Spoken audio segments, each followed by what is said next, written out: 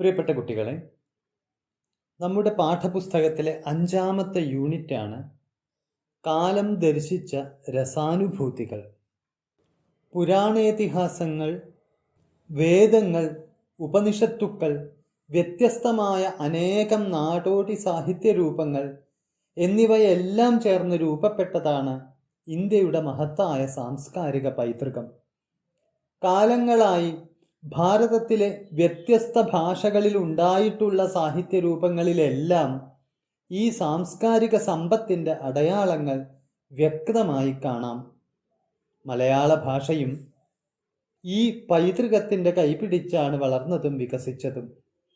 ഈ സംസ്കാര ചൈതന്യത്തിൻ്റെ പുനരാവിഷ്കാരങ്ങളായി അനേകം കൃതികൾ മലയാളത്തിലും ഉണ്ടായിട്ടുണ്ട്.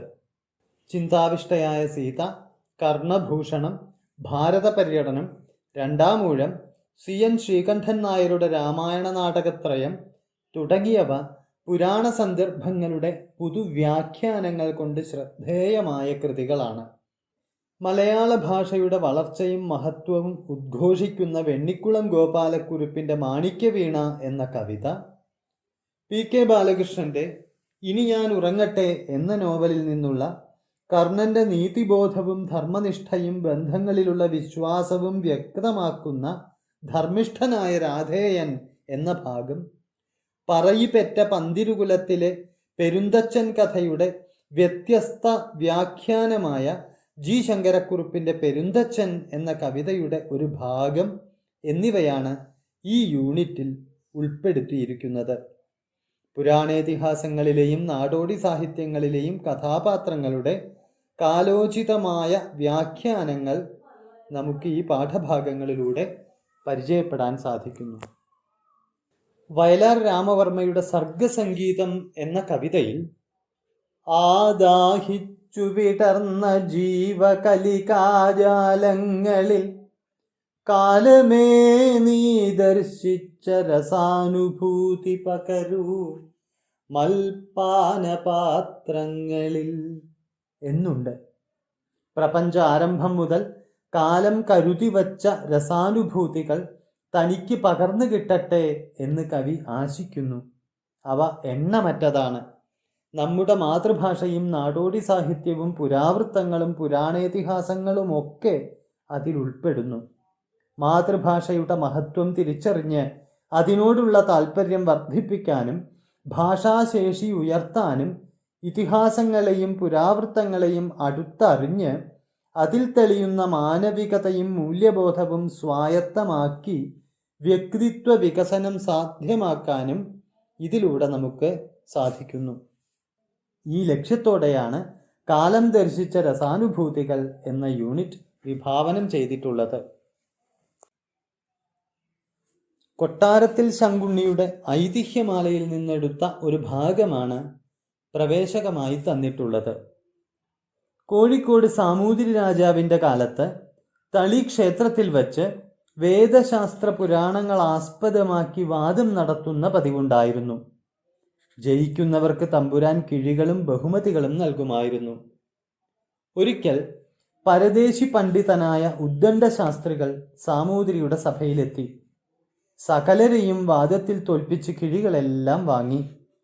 അദ്ദേഹത്തിൻ്റെ യോഗ്യത കണ്ട് തമ്പുരാൻ ശാസ്ത്രികളെ തൻ്റെ കൂടെ തന്നെ താമസിപ്പിക്കുകയുണ്ടായി. സ്വദേശികളായ പണ്ഡിതർക്ക് നാണക്കേടായി. വളരെ ചെറുപ്പത്തിൽ തന്നെ വാഗ്മിയും യുക്തിമാനുമായി തീർന്ന കാക്കശ്ശേരി ഭട്ടതിരിയെ ഉദ്ദണ്ഡ ശാസ്ത്രികളോട് എതിരിടാനായി അവർ കണ്ടെത്തി. ശാസ്ത്രികളുമായുള്ള വാദത്തിൽ പങ്കെടുക്കാൻ ഭട്ടതിരി സഭയിലെത്തി. തമ്പുരാൻ ഭട്ടതിരിയെ കണ്ടിട്ട് ചോദിച്ചു, ഉണ്ണി എന്തിനാണ് വന്നത്? വാദത്തിൽ ചേരാനാണോ? അതെ, ഭട്ടതിരി പറഞ്ഞു. ഉടനെ ശാസ്ത്രി ഭട്ടതിരിയെ ഇങ്ങനെ പരിഹസിച്ചു, ആകാരോ ഹ്രസ്വ. ഭട്ടതിരി തിരിച്ചടിച്ചു, നഹി നഹി ആകാരോ ദീർഘ അകാരോ ഹ്രസ്വ. ഭട്ടതിരിയെ കണ്ടിട്ട് കുട്ടിയാണല്ലോ എന്ന ഒരു പരിഹാസഭാവത്തിലാണ് ആകാരോ ഹ്രസ്വ എന്ന് ശാസ്ത്രികൾ പറഞ്ഞത്.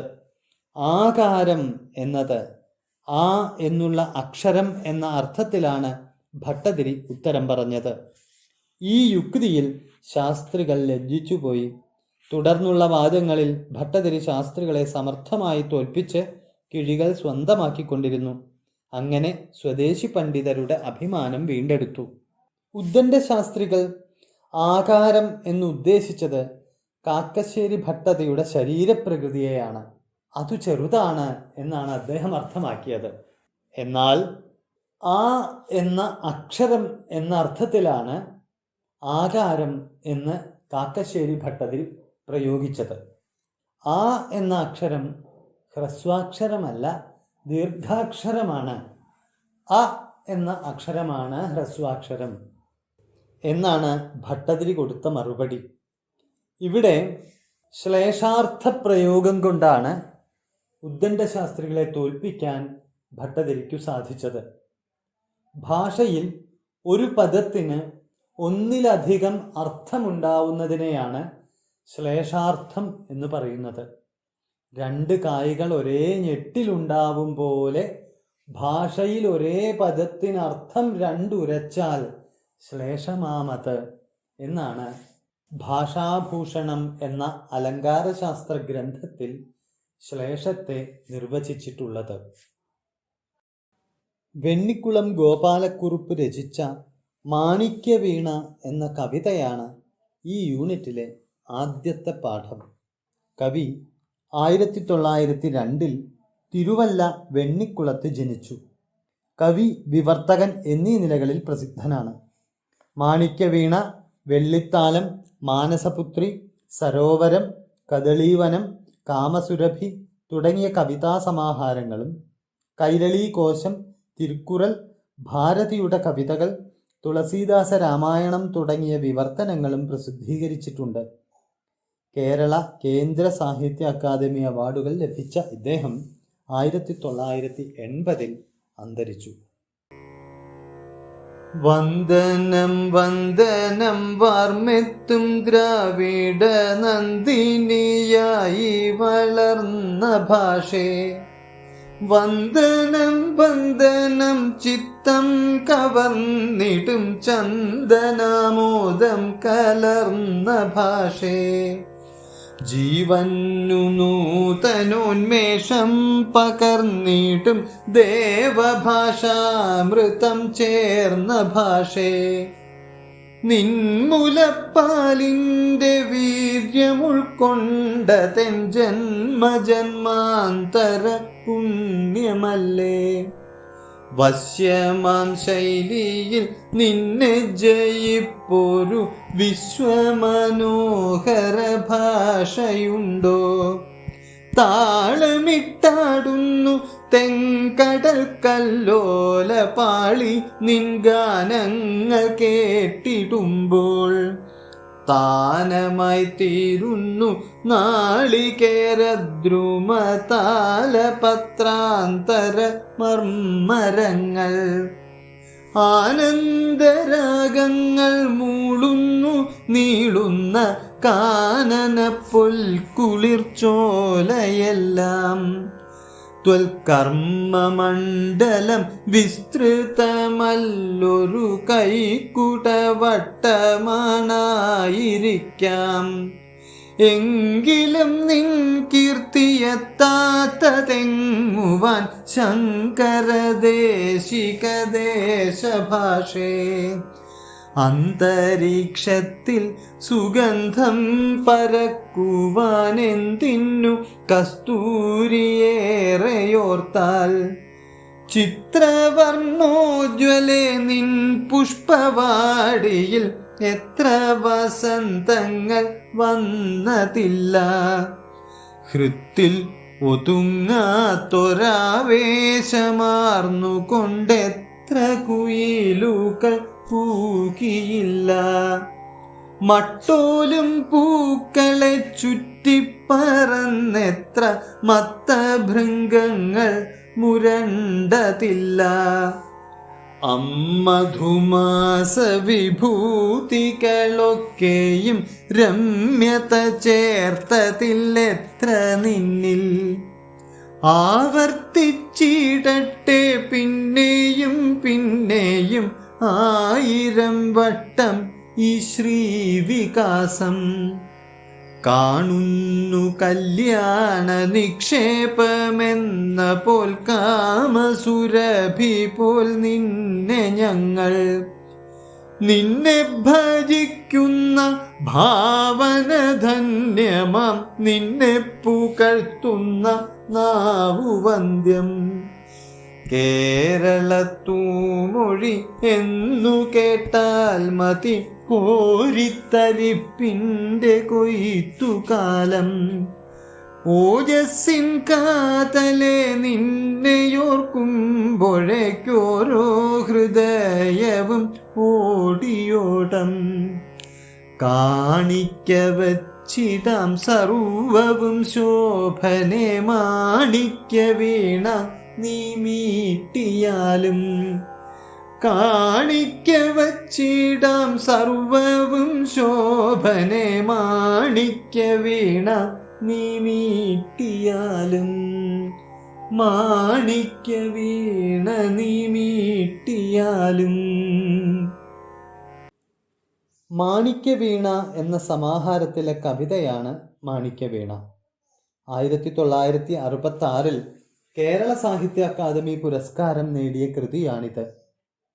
മലയാളത്തിൻ്റെ മഹത്വവും ശക്തി സൗന്ദര്യങ്ങളും പ്രൗഢിയും പുഷ്കലമായ കാവ്യ പാരമ്പര്യവും വിളിച്ചോതുന്ന കവിതയാണ് മാണിക്യവീണ. കൈരളിക്ക് വന്ദനമർപ്പിച്ചുകൊണ്ട് ആരംഭിക്കുന്ന കവിത ഭാഷയുടെ സൗന്ദര്യാനുഭൂതികളെ പ്രകൃതി അനുഭവങ്ങളുമായി ബന്ധിപ്പിക്കുന്നു. തുടർന്ന് മലയാള ഭാഷയുടെ പൂവാടിയിൽ വിരുന്നു വന്ന കാവ്യപ്രസ്ഥാന വസന്തങ്ങളെ ഓർമ്മിക്കുന്നു. ഭാഷയുടെ വിലാസലോല ഭാവങ്ങളും വിനിമയ സാധ്യതകളും ഹൃദയാവർജകമായ ആവിഷ്കരണശേഷിയും തിരിച്ചറിഞ്ഞ് സാഹിത്യരചന നടത്തിയ പൂർവ്വ കവികളെ വസന്തർത്തുവിലെ കുയിലുകളായി കൽപ്പിച്ചിരിക്കുന്നു.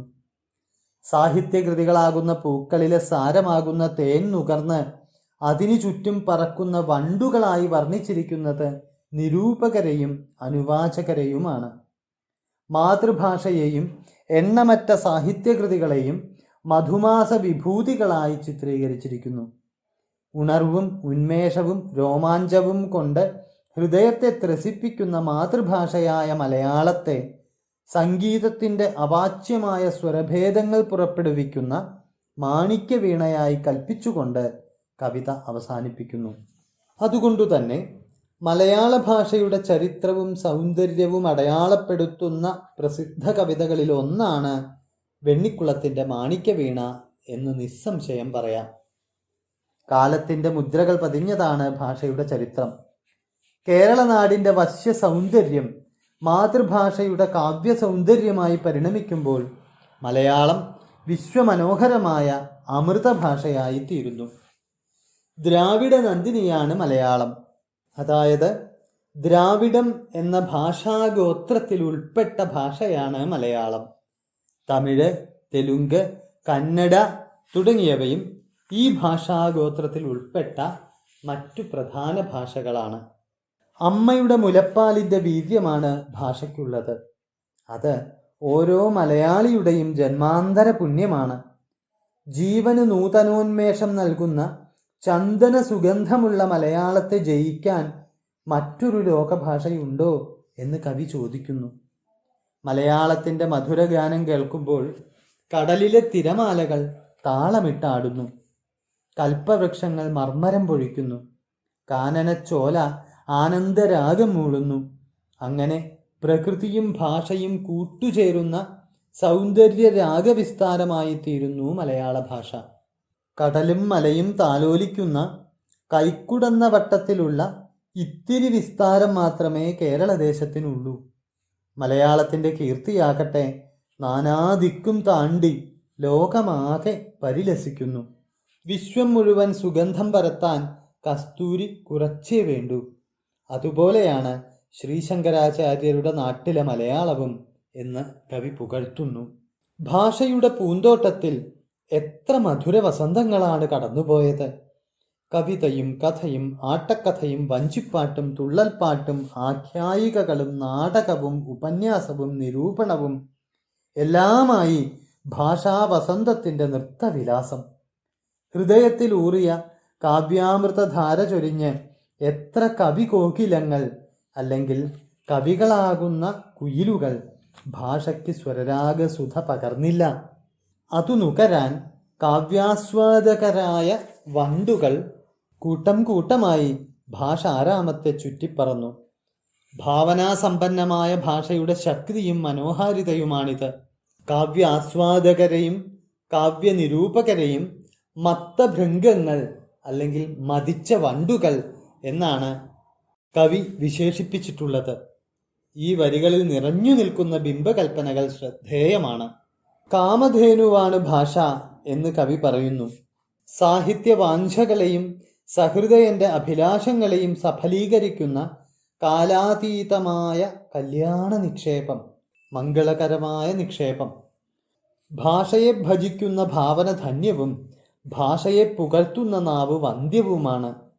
ഭക്തന്റെ പ്രാർത്ഥന പോലെ തീവ്രവും ഏകാഗ്രവുമാണ് ഭാഷയുടെ ഭാവനാലോകം തേടിയുള്ള കവിയുടെ ധ്യാന രചനാ മുഹൂർത്തങ്ങൾ. കേരളത്തു മൊഴിയൊന്നു കേട്ടാൽ മതി, കോരിത്തരിപ്പിൻ്റെ കൊയ്ത്തുകാലം.